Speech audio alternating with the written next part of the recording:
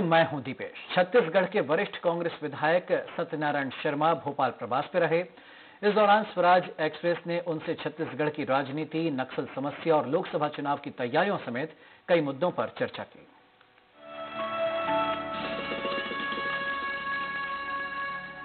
इस वक्त हमारे साथ मौजूद हैं छत्तीसगढ़ के वरिष्ठ कांग्रेस नेता, वरिष्ठ विधायक और पूर्व मंत्री श्री।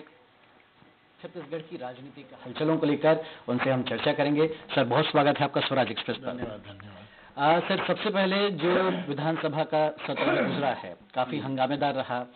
विपक्ष ने कई आरोप आप पर लगाए कि जो वादे आपने किए थे, जो घोषणा पत्र में बातें कही गई थी, उनको छुआ तक नहीं अभिभाषण में, और जो आपकी उपलब्धियां थी वो आप गिनाते रहे, लेकिन जो शराबबंदी जैसा अहम मसला था या फिर दूसरे मसले थे उनको आपने छुआ नहीं।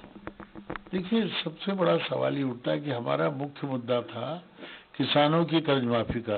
हमारे राष्ट्रीय अध्यक्ष माननीय राहुल गांधी जी ने एक पब्लिक मीटिंग में इस बात को कहा था कि सरकार बनने के 10 दिन के अंदर अंदर हम किसानों की कर्ज माफी निश्चित तौर पे करेंगे। वो हमारे लिए टॉप प्रायोरिटी थी, वो हम लोगों ने करके दिखाया। तो सबसे बड़ी बात तो किसानों की पीड़ा को भारतीय जनता पार्टी ने नहीं समझा, किसानों की दर्द को उन्होंने समझने की कोशिश नहीं की, और कांग्रेस सरकार बनते ही 10 दिन के अंदर अंदर किसानों की कर्ज माफी हुई, 2500 रुपये क्विंटल धान की खरीदी हुई।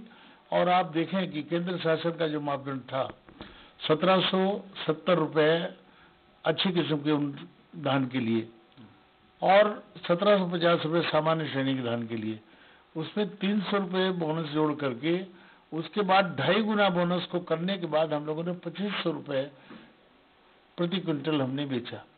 भारतीय जनता पार्टी ने अपने पिछले घोषणा पत्र में इस बात का उल्लेख किया था 2100 रुपये मेट्रिक टन धान खरीदने का प्रयास करने की पहल करेंगे। वो भी नहीं कर पाए, हमने तो 2500 रुपये करके दिखा दिया। तो जो हमारी टॉप मोस्ट प्रायोरिटी थी, किसानों के प्रति हमारी जिम्मेदारी थी, उसको हम लोगों ने पूरा किया। झीरम घाटी जहाँ कांग्रेस के 32 लोगों की बलिदान हुआ, उसकी SIT बनी, वो हम लोग पूरा किया। अब सवाल ये उठता है लेकिन उस सोसाइटी को बदलापुर की कार्रवाई बता रहा है विपक्ष। विपक्ष कुछ भी बताया, विपक्ष खुद ये काम करता था, बदलापुर कार्रवाई नहीं। माननीय मुख्यमंत्री भूपेश बघेल के खिलाफ मामले चलाए गए, तब बदलापुर की कार्रवाई नहीं। उनके खिलाफ उनकी माताश्री को, उनकी पत्नी को वहाँ OW थाने बुलवाया गया, तब बदलापुर की कार्रवाई नहीं दिखी बीजेपी को। अब बदलापुर की कार्रवाई दिखती है। जब हमने तो कहा है, हमारे माननीय मुख्यमंत्री जी ने कहा है कि कार्रवाई से डरने की कोशिश नहीं है। अगर आपने से कोई अपराध नहीं होता, डरने की जरूरत क्या है? और वास्तव में आपसे कोई अपराध हुआ, कुछ गड़बड़ी की है आपने, तो फिर आपको तैयार रहना चाहिए। लेकिन विपक्ष कह रहा है कि CBI पर प्रदेश में बैन क्यों? क्या सरकार डर रही है? और दूसरा कि जो CD कांड या झीरम कांड की कांग्रेस मांग करती थी CBI जांच की, CD कांड की नहीं, झीरम कांड की, अब वो SIT से क्यों जांच? हम ये कह रहे हैं कि CBI ने तो टेकअप तक नहीं किया था इस मामले को। CBI से कोई उम्मीद नहीं है। CBI तो अभी CBI का हाल देख रहे हैं, सुप्रीम कोर्ट तक ने CBI के लतार लगाई है। CBI केवल केंद्र शासन का एक हाथ का खिलौना बन के रह गई है, इसलिए कोई भरोसा नहीं करता CBI जैसी एजेंसी पर। और अब कोई किसी तरह का प्राय सवाल नहीं है। रहा सवाल कि मेरा ख्याल आपने दूसरा सवाल पूछा था जी, कि CBI जांच की मांग पहले आप करते थे, फिर अब CBI जांच से कोई निष्कर्ष नहीं निकलता दिखाई दिया। CBI ने कोई टेक ओवर किया ही नहीं मामले को। ऐसी स्थिति में हमारे पास कोई चारा नहीं था कि सारी जानकारियां एकत्रित हों। जानकारियां एकत्रित होने के बाद में किस किस का इन्वॉल्वमेंट इसमें रहा है, उस पर पर्दा उठे इस बातों से, और इसलिए SIT बनाना जरूरी था। SIT अपना काम कर रही है और अब CBI की कोई जरूरत नहीं। तो CBI के अफसर तक रिश्वत कांड में पकड़े गए हैं। नान घोटाले एक बहुत बड़ा मैटर रहा है, उसमें भी SIT गठित की गई है और कल्लूरी को उसका चीफ बनाने पर काफी बवाल हुआ है। कल्लूरी को जो OW का अधिकारी, सर्वोच्च अधिकारी बनाने पर बवाल कुछ भी नहीं है। इसमें यह भी कहा गया कि उनको स्वतंत्र रूप से कोई भी निर्णय लेने का अधिकार नहीं है। DGP से उनको हर बात का अनुमोदन लेना पड़ेगा, तो एक राइडर है उनके ऊपर। ऐसा नहीं कहा जा सकता उनको सारे अधिकार दे दिए गए हैं। ये तो अच्छा। दूसरा ये है कि सरकार किसी को भी अधिकारी को बिना काम लिए तनख्वाह देता रहे, ये भी तो उचित नहीं है। आखिर जनता की गाड़ी कमाई का पैसा है। जिस अधिकारी से काम लेकर के उनको वेतन दिया जाना ठीक है, एक सर्वमान्य परंपरा है, लेकिन बिना काम के वेतन देना ये कोई न्याय नहीं है। इसलिए कलोरी जी की जो पदस्थता हुई है ठीक हुई है, इसमें कोई गड़बड़ी कोई संभावना नहीं। तो ये छत्तीसगढ़ के ताज़ा हालातों पर हमने चर्चा की, लेकिन थोड़ा और पीछे हम जाते हैं। और जिस तरह का ये चुनाव रहा है, विधानसभा चुनाव, किसी को भी जरा अंदाजा नहीं था कि इस तरह के नतीजे छत्तीसगढ़ में हमें देखने को मिलेंगे। तो सत्यनारायण शर्मा जी जो लगभग 7 बार के विधायक, सर जी 7 बार के विधायक, और कई दशक से राजनीति में अविभाजित मध्य प्रदेश से लेकर अब नए नवेले छत्तीसगढ़ के 18 साल जिसको हो गए, फिर एक लंबा दौर आपने देखा है राजनीति का। ये चुनाव आपको कितना अलग नजर आया, और क्या आपने भी उम्मीद की थी कि इस तरह के नतीजे होंगे? देखिए, भारतीय जनता पार्टी की गणना ठीक उल्टी पड़ी। वो मिशन 65 की बात करते थे, लेकिन उस वक्त भी हमने कहा था मिशन 65 ये अपने लिए बता रहे हैं, देखिए पलट करके जाएगा कांग्रेस की ओर। सवाल उठता कि जनता पर से भारतीय जनता पार्टी का भरोसा उठ गया था। जनता ने, मतदाताओं ने केवल एक बात देखी कि भ्रष्टाचार और उसके अलावा भाई भतीजावाद और स्वेच्छाचारिता के अलावा कोई भी काम नहीं हुआ बीजेपी में। तो इसमें हमारे घोषणा पत्र ने तो काम किया ही। सबसे बड़ा काम कि भारतीय जनता पार्टी के खिलाफ एक नफरत का वातावरण जनता और मतदाताओं के बीच में दिखाई दिया, जिसका नतीजा रहा। और दूसरी बात कि हमारे राष्ट्रीय अध्यक्ष राहुल गांधी जी का दौरा, उनका बार बार जनता के बीच में जाकर के उनको दृढ़ आश्वासन देना और जनता की भलाई के लिए जो काम करने वाली है हमारी सरकार, कांग्रेस सरकार, उसके बारे में बताना, यही हमारी सबसे बड़ी ताकत रही है। इस ताकत के आधार पर कांग्रेस को 2/3 बहुमत मिला है। ये टर्निंग पॉइंट क्या रहा है चुनाव का, आपको क्या लगता है? टर्निंग का जो कारण ये दिखाई दिया कि जनता में भारतीय जनता पार्टी के प्रति नफरत का वातावरण, ये टर्निंग पॉइंट था। बिल्कुल। लेकिन 68 सीटें कांग्रेस ले आएगी, और एक ये माना जा रहा था, अंदाजा ये था कि शायद अजीत जोगी कांग्रेस का खेल बिगाड़ देंगे, लेकिन जोगी 7 सीटें तो लाए, तीसरी शक्ति के रूप में उभरे। आप मानते हैं जिस जोगी को या जिन जोगी की पार्टी को इग्नोर किया जाता था, आप मानेंगे तीसरी शक्ति हो गई है? नहीं, मैं नहीं मानता कि कोई शक्ति है। देखिए, जोगी जी अपनी पार्टी की 5 सीटें लाए हैं, 2 बसपा की सीटें रही है। इस तरह से उनका गठबंधन की 7 सीटें रही हैं।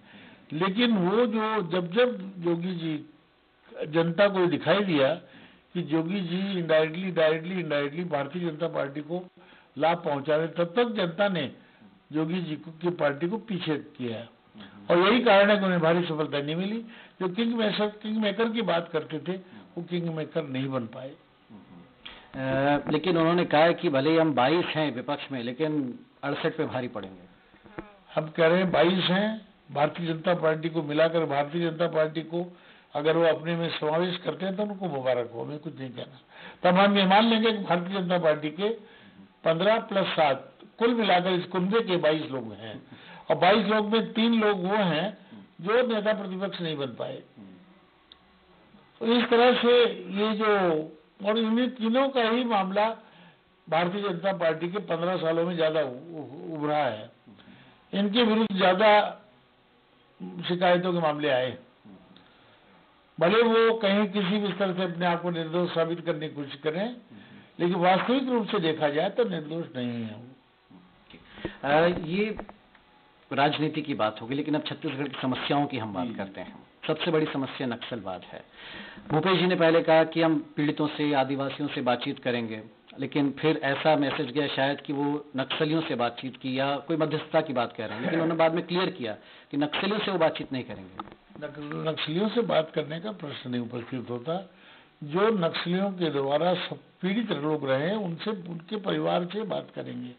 उनके परिवार लोग किस तरह से न्याय की उम्मीद करते हैं सरकार से, क्या चाहते हैं, उनसे बातचीत करने पर एक तरह से उन लोगों से डायलॉग करेंगे जो नक्सलियों के द्वारा पीड़ित रहे हैं, परेशान रहे हैं या जो सफर रहे हैं।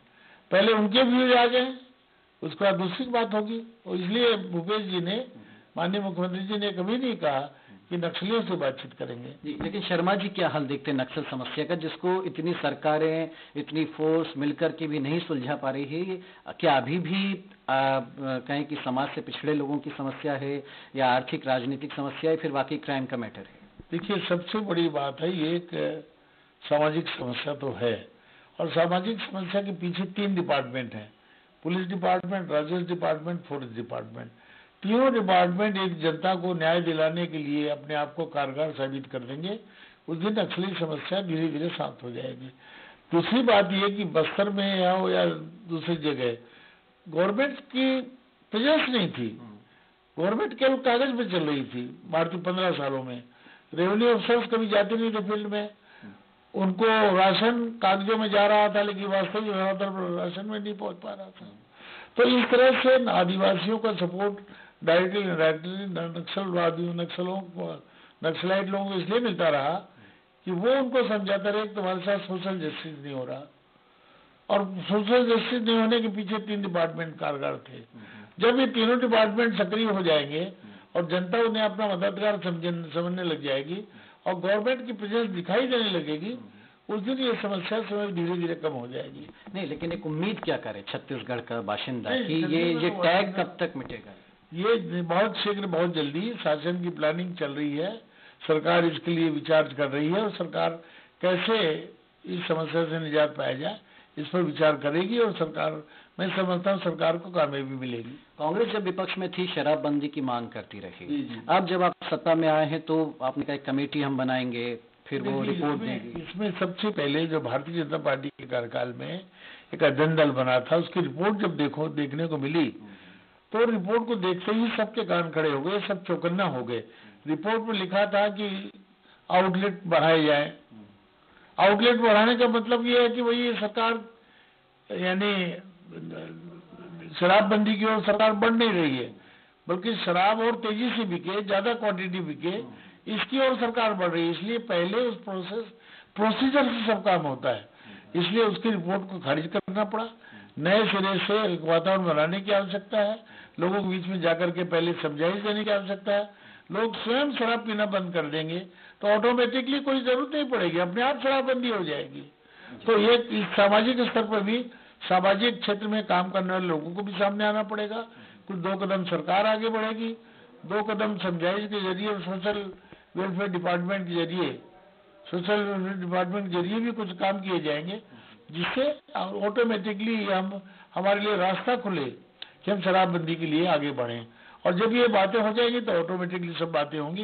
इसमें समय लगता है, कोई अलादीन का चिराग नहीं है कि घिस करके तत्काल किसी काम को कर दिया जाए। 15 साल में जो रमन सरकार काम नहीं कर पाई, वो भूपेश सरकार या कांग्रेस सरकार ऐसा क्या नया देगी छत्तीसगढ़ को जो याद रखा जाए? देखिए, मैं इतना ही कह सकता हूँ कि कांग्रेस के नेतृत्व वाली सरकार, भूपेश बघेल जी के नेतृत्व वाली सरकार कुछ काम करने की कार्यशैली इस तरह से विकसित करेगी जिससे आम जनता को महसूस होने लगे कि सरकार कांग्रेस की है और वेलफेयर गवर्नमेंट है, और जो वेलफेयर गवर्नमेंट होती है उसके सामने समस्याएं ऑटोमेटिकली धीरे धीरे खत्म हो रही हैं।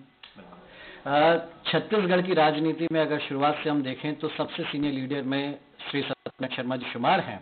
और सर, मैं एक सवाल बस यही जानना चाहूंगा कि हरियाणा में 90 सीटें हैं, वहां पर मंत्रियों के पद खाली हैं, छत्तीसगढ़ में भी अभी एक पद खाली है। देखिए, हरियाणा में 90 सीटें हैं, वहाँ 14 मंत्री कार्यरत हैं, और हमारे छत्तीसगढ़ में मात्र 12 मंत्रियों ने शपथ ली है, मुख्यमंत्री जी सहित।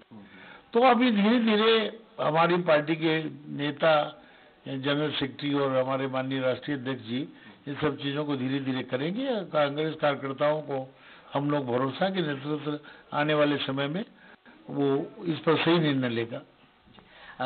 विपक्ष में रहते हुए भी जनता के बीच में सक्रिय रहना, उनमें लोकप्रिय रहना, ये कोई शर्मा जी से सीखे। और जब अब वो सत्ता पक्ष विधायक हैं, लेकिन वरिष्ठ विधायक हैं, ऐसे में आपने क्या रोड मैप तैयार किया अपने 5 सालों का? देखिए, जनता के बीच में बराबर निरंतर अपनी प्रेजेंस देते रहना और जनता के घावों पर मरहम पट्टी लगाना, जनता को हर दृष्टिकोण से रिलीफ देना, उनके मददगार के रूप में हम साबित हो, अपने आप को साबित करना, यही हमारी सबसे बड़ी अप्रोच है। इस अप्रोच को कभी हम छोड़ेंगे नहीं, और हर जगह और हर वक्त हम जनता की सेवा के लिए तत्पर रहेंगे। यही हमारी एक तरह से देखा जाए सोच है। यही निर्देश हमारे राष्ट्रीय अध्यक्ष जी का है कि जनता से जुड़ के रहें, मैदान में रहें, जनता की सेवा करें और जनता का विश्वास अर्जित करें। हम यही काम करेंगे। एक सर और चलते चलते लोकसभा चुनाव की क्या तैयारी? लोकसभा चुनाव में हमारी पार्टी की पूरी तैयारी है और हम समझते हैं कि सर्वाधिक सीटें कांग्रेस जीत के आएगी। जो 10-1 बीजेपी के टाइम था वो क्या इस बार पलट? नहीं, बिल्कुल निश्चित रूप से 10 कांग्रेस की ओर रहेगा और 1 हो सकता है भूले भटके बीजेपी को चला जाएगा, वरना ये भी कांग्रेस के पक्ष में रहने की उम्मीद है। चलिए सर, शुभकामनाएं। और आपने वक्त दिया स्वराज एक्सप्रेस को, ढेर सारी सर शुभकामनाएं और धन्यवाद सर। तो छत्तीसगढ़ के वरिष्ठ कांग्रेस विधायक श्री सत्यनारायण शर्मा जी का कहना है साफ तौर पर कि भूपेश सरकार जिन्होंने छत्तीसगढ़ की समस्याओं को समझा है, लोगों का दिल जीता, सत्ता तो संभाली है, लेकिन हड़बड़ाहट में वो कोई ऐसा काम नहीं करना चाहते हैं कि पैर पीछे खींचना पड़े, बल्कि जनता को साथ लेकर उनसे चर्चा करके छत्तीसगढ़ की समस्याओं का निस्तारण किया जाएगा। इसके अलावा विपक्ष को उन्होंने कहा कि विपक्ष मुद्दे उठाना उनका काम है, लेकिन हमारी जो रणनीति है हम उस पर ही आगे बढ़ेंगे। और लोकसभा चुनाव में उन्होंने उम्मीद की है कि इस बार 10 सीटें कांग्रेस की होंगी, 1 सीट बीजेपी को मिल सकती है। लेकिन उन्होंने एक और उम्मीद अभी बाकी रखी कि छत्तीसगढ़ में अभी मंत्री पद की 1 सीट भी खाली है। तो शुभकामनाओं के साथ और कैमरामैन अजय पांडे के साथ मैं दीपेश जैन, स्वराज एक्सप्रेस के लिए।